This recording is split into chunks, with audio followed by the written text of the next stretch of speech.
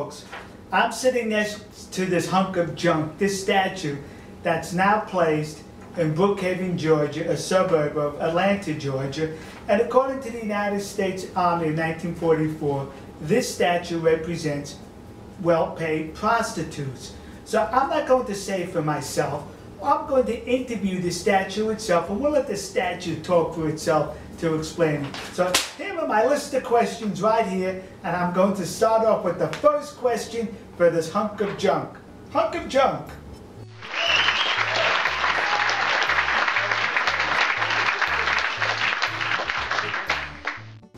What are your thoughts about being placed in this once peaceful park? I was shocked to learn Brookhaven were going to place a statue memorializing prostitutes. Why is that? I understand. The city council approved the state after it was already placed in the park. That is exactly what South Koreans did with my other statue across the street from the Japanese Consulate in Busan, South Korea. How do you view yourself here in Brookhaven and your other statue in Glendale, California? I hope we will serve as a beacon for Korean prostitutes to come to the USA, showing they are welcome here in Brookhaven and Glendale. Can you explain that? Recently, South Koreans outlawed prostitution after it was legally there since the beginning of time.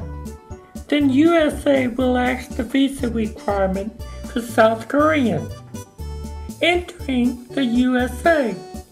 So that, plus the statue dedicated to them, they can come here and find work and be welcome. Very good. All right.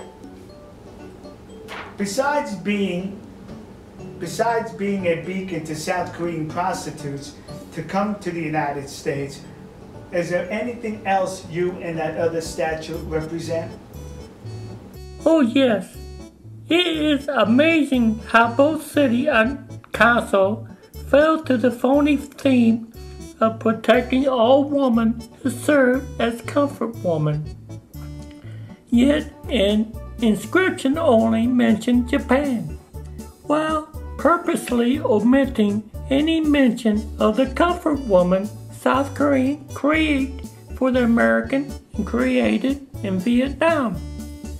It also ignored the comfort woman from Japan, the Philippines, and other Asian women. To anyone, it was obvious of the Japan She's saying that, thing. excuse me, it's saying that, not me. How come both city councils fell for this trick? They are filled with liberals and felt to be badgering for the sizable Korean community in their jurisdiction. Well, hunk of junk, thank you so much for your time.